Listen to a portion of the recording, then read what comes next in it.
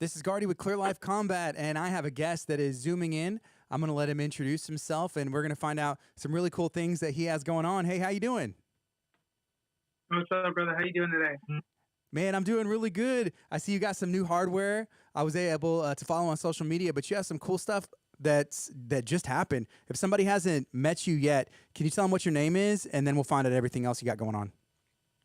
Cool. My name is Sammy Mongonia, but they call me Sammy the Bull. I'm a Muay Thai fighter out of Houston, Texas. I guess Spring, Texas now, but yeah, Houston, Texas. Yeah. Is that where you're living right now in Spring? Yeah, out in Spring.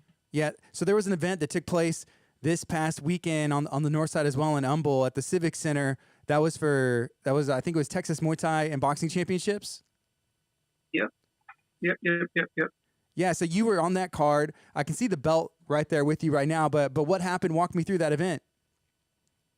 So they told me that by when my last fight that they gave me an opportunity to be able to fight for the title, and this is a good opportunity for me to be able to do that. So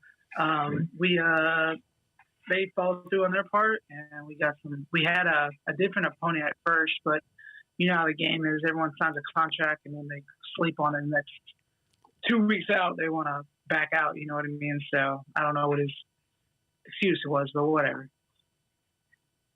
Yeah, but it went pretty good for you. So how did that fight go? What was your opponent's name? And I mean, how did it feel in there? It was good. There was literally about was it 2 weeks, a week? It changed. My opponents changed. The dude Jake was actually going to be on the card. His dude backed out like the week before, so he was already going through a fight camp pretty much. And then they offered him the shot. He was from San Antonio, from Rojas. He's fought on Lion Fights a couple of times. Kind of just getting over to the pro circuit a little bit. Didn't know a whole lot about the guy. Watched some fights. Looked really tough. Looked like a gamer. You know what I mean? Like wanted to show up and put some work in. I definitely didn't underestimate him. I wanted to walk in there, and obviously my record was a little more advanced than his, but it was a good opportunity for him, and we sold a lot of tickets on our side, so we put it together and got some work in, both of us. Yeah, I saw. How many dollars in tickets did y'all sell? So I don't know if it was from the arena itself, but I'm pretty sure the place was sold out completely. My record, the last show, I think I sold over $13,000 worth of tickets. This show, I sold over $14,000 worth of tickets. So we were super excited to be able to pack the house. Not necessarily with always just my fans, but it is good for people screaming my name out, you know? Mm-hmm. But just support out grow, you know what I mean? So it was a great opportunity. Jonathan Harris, Bobby Peak really put everything together, and like we've been waiting for this for years, man. Years for an opportunity for someone to come along and be able to let us fight at home, you know, not less as pros. So it's, man, I'm super grateful, like without words, like just grateful for them. Yeah, what does that mean to, I guess, the combat sports community to have that promotion, a Texas-based promotion with some very high-level guys fighting? Like I said, I have 60 fights. This is my 5th fight in Texas, and 2 of them have been pretty much this year. So that's a big thing to me. I didn't realize it the other day that I was talking to class at my gym, and the very first Legacy Kickboxing, it was before Legacy Kickboxing, Mick Maynard was putting on a show, and I fought for the first amateur Texas title ever at 147, and now I fought for the very first Texas Muay Thai pro belt. So it was pretty cool. Putting that together was pretty cool. Yeah, I think the word is getting out, or will get out, that if you have people from Sammy's team and Sammy, that they're going to sell tickets, because that's important for a promotion to keep going. Yeah, 100%.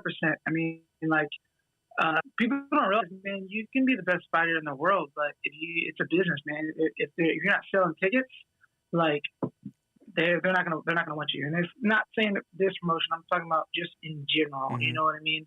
Like, But if you can sell tickets and you can show up and fight, even better. Yeah. How did the weight cut and everything go on that side? Um, so that was this last one that we talked about before, and you had D on there before. Mm-hmm. Everything in again. I walked in at weight, actually underweight. Everything was really good on that part. Kept everything on cue. Weight cut was checked. Showed up. Weigh-ins went good, smooth. TDLR, everything else went real smooth that day. And then they had the fights, and they had a stack card. They pretty much had from amateurs to pros, it was a stack card. It was really cool to be able to fight on the card with some of the people that I grew up watching. Freaking Chico over at 4 ounce, he was fighting on that card too as well. And a bunch of other my buddies that I trained with were on that card too. Mm-hmm. I saw a picture of Jeremy Mahon out of War Training Center shared, and you already had the title with you, so you've already been back training. You're already hitting it again. There's no time for rest, right? Yeah, on Tuesdays, we kind of have a little boxing deal that we do. We kind of beat each other up, and then after that, I show a little bit of technique stuff for a little bit. So we've been doing that. We didn't really put it on the roster, but I've been showing a little bit here and there. It's a small class, so we just I show a little bit of love. So if you're ever going to war and you want to come on Tuesday and get a little semi trick here and there, I'm usually showing something on Tuesdays. That's awesome. So last time that we talked, it was one of the first times that your family, being your kids, they were able to come and watch you fight. You know, now the second time that you fought in Texas, were they able to attend again? And how did that go for them? Oh, yeah, man, that was amazing. My daughter, she made up this sign and took it out there. So it was amazing to see her in the crowd screaming and hollering. My son, on the other hand, last time, if you remember, I got a big cut on my head, and he was not a fan, didn't want to see me fight again. And then he started getting back to, he wants to see me fight. And then when we were the day of the fight, we were going to drop him off at his grandmother's, and she was going to come later. And I was like, buddy, you ready to see me fight tonight? He was not a fan. I was like, buddy. I was like, okay, well, I'll make you a deal. I was like, what if I make him bleed? And he was like, okay. And so Daddy had to do what he had to do. You know what I mean? Yeah. Yeah. You got to do what you got to do. You know, your son, I love watching the clips that you put up of him training. I mean, it's in his blood. He's a little killer already. Yeah, for sure. Yeah, I think everyone really enjoys watching him and my daughter train. They've both been doing it since they were little. Little dudes, Daddy's not really cool too much, but he trains with my other guys pretty much, for the most part. But yeah, he's a character, 100%. He's 3 years old. People were like, "How you get him train?" I mean, he's been in the gym since he was not even freaking walking. He was hitting pads before then. So just like you said, it's bred in him, you know. Yeah, and I mean, fighting has to be in his future. At what age do they normally start whenever they're kids? Man, they started I want to say some of the terms they started at 5. I just recently had a conversation with him about that. He said he wanted to start at 4. I was like, no, buddy. That's awesome. What about your daughter? Does she get in there and train as well? Yeah, she trains with our kids class at the gym. That's mainly the reason why we had the kids class at the gym, was because she wanted to have something to train and have with other kids. So as long as she's interested in that, then I mean, it's been good having the gym here because the whole family's there. My wife's teaching a women's kickboxing class. My kids are taking class and stuff. We started at 5, but my son's running around acting crazy anyway. So yeah.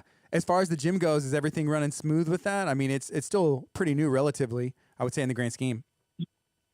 Yeah, we need a bigger place, man. We need a bigger place. It's body to body in there, but it's cool. You know, it kind of gives you that good vibe. You know, sweating on each other, bouncing off each other. So that's cool. Yeah. Yeah. You know, so you won this title. You know, this professional Muay Thai title. What's next for you? Are you looking to fight again this year? Or have you still kind of reflecting on things? I'll be 100% honest, man. I was sitting in the back. There was a lot of mental stuff that I always deal with. I mean, some people don't want to talk about that on the fighter side, but for me, my mental has always been not good when it comes to fighting. I mean, really just in life in general.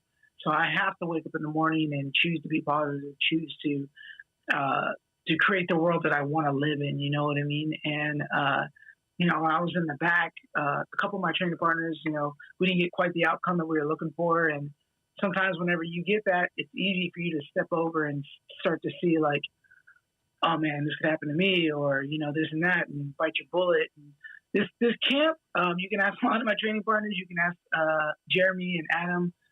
My last fight was a good fight, but I was a little more friendlier than I wanted to be. I'm not trying to hurt anyone. At the same time, like I'm trying to go in there and win. And I was fighting a friend last time, and I didn't really react the way I really should have in an actual fight. So I was a little disappointed in myself. This last camp, I was a lot meaner, and I don't really like to be that guy, but this one meant a lot to me, and I really need to go in there and showcase, the talent that I have. And I feel like I'm 35, bro. Got a lot of miles on my body, and I might wake up one day and just be like, I'm done. And sometimes I think about that, and I thought about it in the back. I was like, man, I'll just get the title and be done. You know what I mean? And most guys are trying to build they're trying to build something. And man, my gym's popping, my family's happy. I'm doing what I love. Like everything's there. There's no reason for me to fight anymore. Like there isn't. But the only factor is I want to. You know what I mean? And I only got a few years left. I don't want to like look back at and not be able to achieve dreams and things that I want to do as a goal. And now that my kids are actually getting to see me fight, it's even more of a reason for me to fight. You know what I mean? Now I've gotten some other opportunities. People have been hitting me up to be able to go out of state and stuff and fight. But I'll be 100% honest, man. If I can help a build here in Texas, I'm not going anywhere because it's a great opportunity to go to places, but we don't make a bunch of money. I mean, it's the love behind it. You know what I mean? Doing it. And at least if I'm fighting here, man, I can at least sell shirts. I can sell tickets. I can pack the house out. I can wake up out of my bed and cut weight. You know what I mean? I'm not used to that. And like being able to do it, man, it's amazing to be able to like fight in front of my family, fight in front of my gym, be able to wake up, be able to go straight to my house and actually get rest instead of getting ran around by promoters and all kinds of other stuff. Like, man, I want to help build it here as much as we can. I would love to fight other states. Maybe go back to New York, maybe go Chicago, wherever they call. But at the same time, if they're calling here at the same time, that's where I want to be. You mentioned finding a friend for that first Texas Muay Thai championships in Texas City, I believe, is where that took place. I mean, are you open to fighting a friend again, with the different approaches of that first fight and the second fight here in Texas? I'm totally down. I don't really care. I definitely now figure out how to, it's business, man. If you look at some of the photos when I was walking out there, if you look hard enough, you'll see a suitcase in my hand. I was there to do work. You know what I mean? When I looked across, I chatted with Jake and I was like, sitting there talking to him and he's a super nice guy. We were joking around. I went up and gave him gum. He came back and gave me a mint. We were messing around and then, whenever they weigh-ins and stuff, we're sitting there chatting and talking. And I before the fight, when I stayed across the ring across him, I told myself I'm going to make him regret being here for 5 rounds. Yeah. Hey, you mentioned training out of war, and you mentioned Jeremy and Adam. There's Miles Banks is fighting this weekend on that Fury amateur card for a title as well. And I've seen some of the videos that y'all have done together, which I think are amazing and hilarious at the same time. How do you think that fight's going to go for Miles? Miles, man, he's got a lot of heart. A lot of big guys that are like athletic like him, they don't have the heart that he has. And man, he loves the sport, man. And dude's got a kill switch. And he got his last fight. He got pressured a little bit. Got hit some hard shots, and he's not really used to that because normally he's just been able to put the hammer on someone and just put him away right away. So it tested him a little bit, but I think it put him in a stronger place because it showed him like, hey, I can take some damage and I can give this damage too. You know what I mean? So I'm excited about it. He's he's been training hard, so he's kind of came down a little bit of weight. He looks sharp. He looks good. He was hitting pads today. I'm super excited for him. Like, it's literally when he gets out there, I mean, it's going to be just the sky's the limit for him. You know what I mean? I mean, if you're wanting to look for a freaking fighter that, plays the part, looks the part, all of that, he's there. You know what I mean? Like, dude's built for, like, war back in the day. Freaking 6'9", like, kidding me? You know what I mean? Like, I told him when we sparred and stuff, I was like, he hits me hard. Like, bro, I'm going to run you over my car outside. Like, just, you know what I mean? Got to make it fair, right? Yeah. I think his last fight for Fury, he was listed at 6'4". Yeah, no, he said no. I know. I know. Yeah, I had a chance. No, I saw him in person. I was at war a couple weeks ago filming with Jeremy for combat sports coverage with that event coming up, which we can talk about in a bit. But I was like, man, you were listed at 6'4". He's like, well, if they ask me until they measure me, I'm going to tell them, whatever I want. Next time I may be 6'3", right? Just funny. Yeah, they're joking around, having a good spirit. So it's cool. Yeah, I'm excited to watch that. And the cool thing about the amateur cards, everybody can see it. It's on Facebook Live, and then usually they put them on YouTube as well. But I think Miles, Yeah. I love watching him. It's very entertaining. I love those Fury amateur cards as well. So yeah, Jeremy Mahon, with War Training Center, is going to be doing a grappling super fight with Mike Trin, and that's not. I think that's next Saturday for combat sports coverage. That's going to be exciting. OG versus OG, man. That's a pretty exciting one. Both of those guys helped MMA come up in Houston, Texas, general, and then now they're getting to go to war against each other again. So it's going to be a really good one, Jeremy's been training hard, like always. He's one of those guys that I kind of look at too, like I'm probably just going to be the same way. I don't know when to quit. You know what I mean? Like it's what helps you wake up in the morning. You know what I mean? Just go in there and have some fun. So it's been cool to have my friendship over there with him and Adam, and us pushing each other. You know what I mean? Like Jeremy's still trying to stay active a little bit, and him. I think me being over there too is fueling him a little bit, as he's fueling me when he's getting back in there too. So it's pretty cool. Do you ever train any grappling or jiu-jitsu, wrestling? My original goal was actually to do MMA, and everyone's always like, "Hey man, you should do it." And Adam, before some of the guys at MMA spar, and like I'll MMA spar them, and they start trying to take me down. He'll see me stuff them and throw them, and he's like, "Bro, where you quit, man? Give me one, bro. Give me one." And I was like, what? Yeah, that's awesome. Whenever you have really good striking, it just makes sense. It's like, well, he's a Muay Thai champion, tons of experience striking. Just work that wrestling and jiu-jitsu in, and it just makes sense. They keep picking on me. Maybe something will happen. We'll see. Yeah. Hey, what are some goals that you have for Sammy's Muay Thai, for your gym, moving forward? You mentioned getting a bigger space potentially, or what are you thinking? I've been blessed. We've only been open for a year and a half. We got, about 7 people on the pay roster now. We got guys coming in, fighting. We got doing a real good job with keeping the place open. Obviously, we're body to body. I would like to get a bigger place. We're still on a contract, obviously. So we're just going to keep riding it out as long as we can. We're adding more classes. We have classes pretty much 7 days a week at the gym. So some of the gym, we have open gym basically on Sundays. So the gym is open 7 days a week. You can get work in. We also have other coaches do private lessons. My pad holders from my fight camps are there. So we're feeling the dream, man. We really are. We really are over there. Yeah. Do you have people that come in and they just want to get in shape? Maybe they see like, oh, kickboxing or something, and then they get the itch. I want to compete. I want to fight. Yeah. We have we also have a women's kickboxing class that my wife teaches. And that's really been a big funnel because some of the girls, they don't want to sweat on each other. They don't want to hit each other in drills. So they take those classes, and then eventually they're kind of like, I wonder what it's like to get punched a little bit. And then they kind of scoot over, and now they're in there sparring with us. And but I tell everyone, like, man, you don't have to be a fighter at my gym. If you want to come in and you want to get punched in the face, I got you. If you don't want to get punched in the face, I got you. You know what I mean? So we're really, when I sit down and talk with people, see where your goals are at.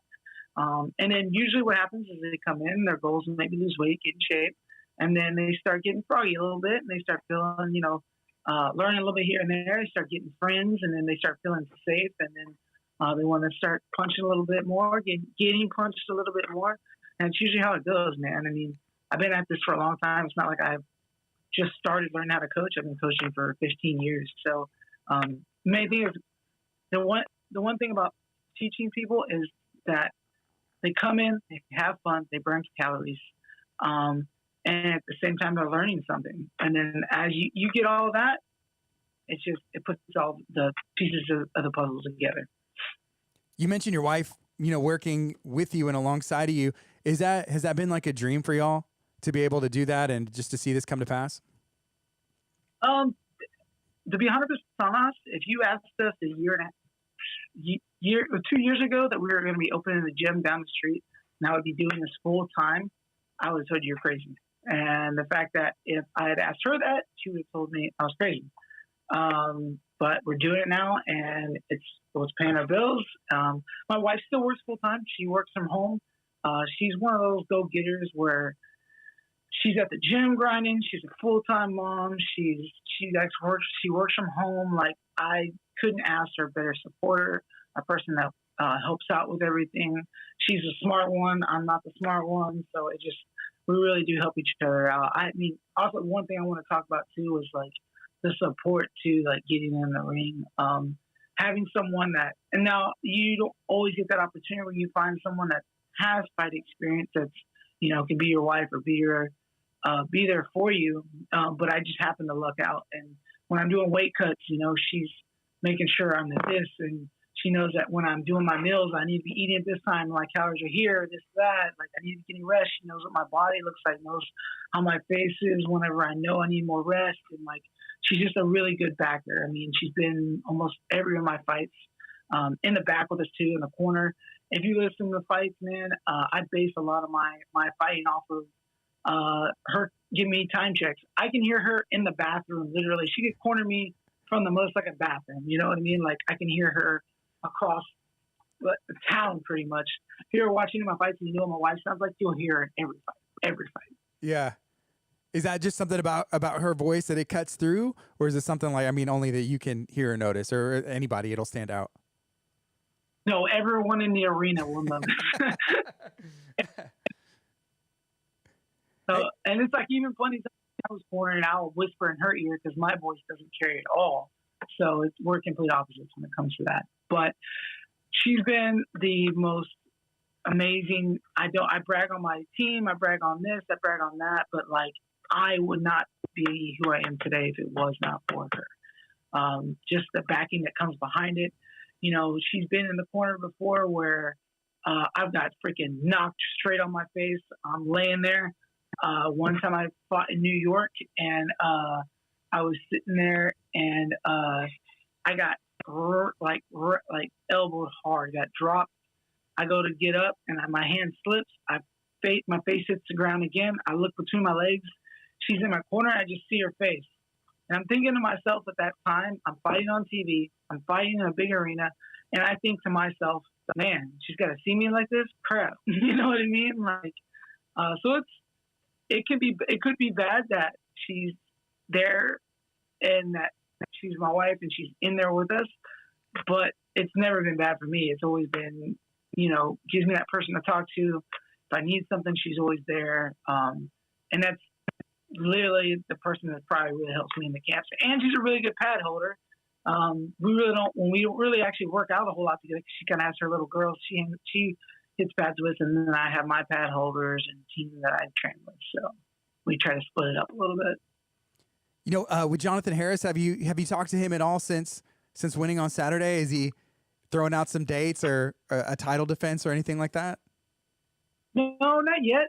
He's just kind of letting me survive a little bit, enjoy this high that we're on right now. And then we'll kind of get back to that. We did talk about some of our amateur fighters, maybe getting some of those guys on this next card. They're putting some dates together. And so we're going to get some of our guys on the card too. I will say though, one of our guys got hurt, and Jonathan is like a promoter that I've never really dealt with, man. That dude legit cares. He called personally and left a message and got in touch with my fighter. Didn't get in touch with me. He just asked me a phone number, called, went out of his way to make sure that our fighter was safe. His bills got paid. Everything was okay. And I have mass respect for that, because I've had people where I got stitches and I had to harass them. We can put it on my credit card, all kinds of stuff, man. And I'll be honest, man, there is good promoters out there, but there's a lot of snakes out there. And John is not one of them. I've had really good buddies screw me over plenty of times, and that dude will go to the end and back for you. And he really proved that this one. And I do trust Jonathan, but then at the same time, I was like, man, he's a promoter. So I still kind of kept that stick, if I need to jab it, you know what I mean? But this last, he really came through. So if you ever have a question of like his being, his backing behind it, he's trying to help the sport grow. Obviously, he's trying to make money and feed his family too as well. But anything that he told me, he stuck to it. He has not lied to me. He's been upfront with everything, and to me, that means a lot. It means that tells me your character. That also too tells me the character of your gym, your guys, all of that stuff. So, I personally like working with him. He's a good dude. Years ago, I actually cornered against him. That's how I met him, and we've been friends ever since. That is cool. That's cool. And just try, like, if you're gonna do something, just do it. Like if you're gonna say you're gonna do something, or I'll do my best, or just be upfront. From a promoter side or from a business side in general, just try and honor it the best, or be upfront and be like, hey, this hasn't happened yet. We thought it would. I'm working on it. Or like just keeping that open communication, I think is very important. So that's awesome. Yeah, man.